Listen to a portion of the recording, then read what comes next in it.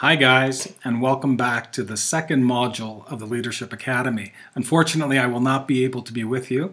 I know that you're crying right now, and I understand why. Probably tears of joy, but notwithstanding the fact that I will not be there with you, I want you to know that I will be thinking of you. I'll be with family back in Canada, getting our three daughters set up for university yet again for the school year, the upcoming school year. Really wish to be with you, but unfortunately timing doesn't work. You'll recall that at the last Academy session, the first module, that there was an evaluation that was done, and Cornell sent what I thought was a very good summary to each of us with respect to our contribution, his observations, the observations of leadership, and wanted to give everybody some insights as to how we felt you were doing in the program.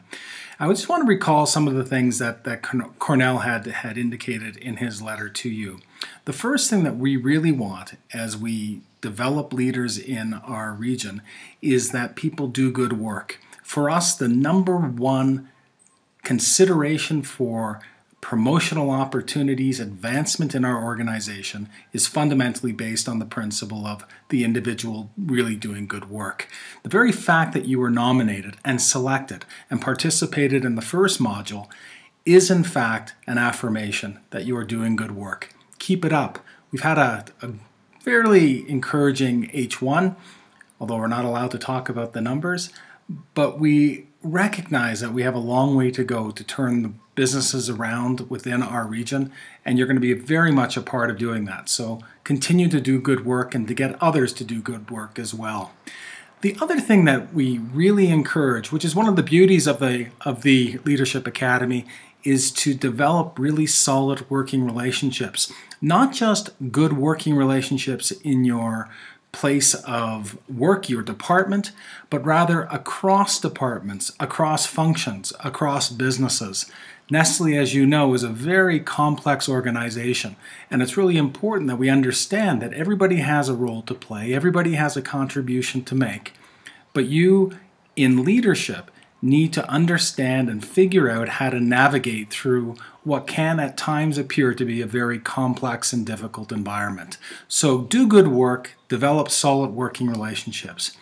The third piece really relates to obligations within yourself to others, and that is a commitment fundamentally to developing others.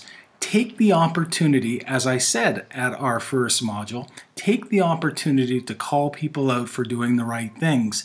Take the opportunity to single out people when they're doing good work. Take the opportunity to develop and instill the very strengths that you have and impart them to others.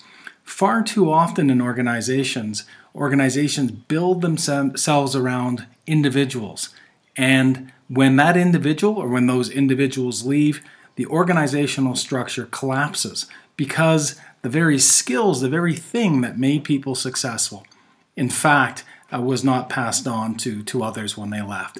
So develop others. Commit yourself to developing others, as we as an organization are committed to developing you. Now, fourthly, and here's a very selfish request, take the time to develop yourself. Be curious. One of the amazing things that I have is the privilege of working beside and living beside Amach. Now, Amach is a guy with, as you know, many eccentricities. Okay, he's strange. But quite apart from that, he's a guy who has interests that go well beyond the workplace. He's constantly reading, constantly listening to TED Talks, constantly listening to podcasts, always challenging himself to think and learn about things differently. And I think that sense of curiosity is something that I have seen in really effective leaders is a powerful, innate characteristic of good leaders. So do good work, develop solid working relationships with people around you, develop others, commit to making others better than yourself. You may notice this, that in my department, everyone's smarter than me, which of course says absolutely nothing. But the point is, you surround yourselves with people who are smarter and better than you, it's amazing how the organization grows, and you can be a very, very real part of that process. And the fourth thing, develop yourself. The final thing, which Cornell did not speak about, relates to finding within you your reason to be. What drives you in the morning? What excites you? What is the thing that really matters to you most? It's our values that really trigger our activities. They drive our commitment to do things. And I would encourage you at all times to think about what are the things that really matter to you and to pursue them with all of your heart. And that will ultimately lead to you being an exceptionally effective leader in Nestle. You'll recall that one of the things we talked about at the last Academy was our commitment to build upon the Nestle Leadership Framework within the context of the Leadership Academy. And we're doing that. And you'll recall that the last time that we met, we were talking about making a difference, the fact that you fundamentally make a difference in your work each and every day. We want to build on that in this session by helping you to improve your skills, to be self-aware, and to help others to lead to win.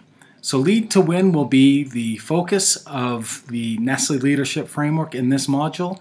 I hope you have a great time. I hope you learn tons. I hope you don't miss me too much, as I will miss you. Not really, but I hope you have a really exciting module too.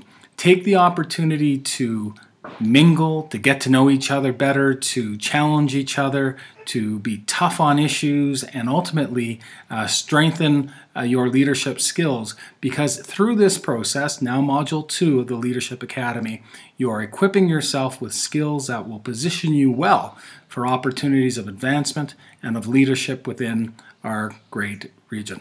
So thank you very much. Have a great time.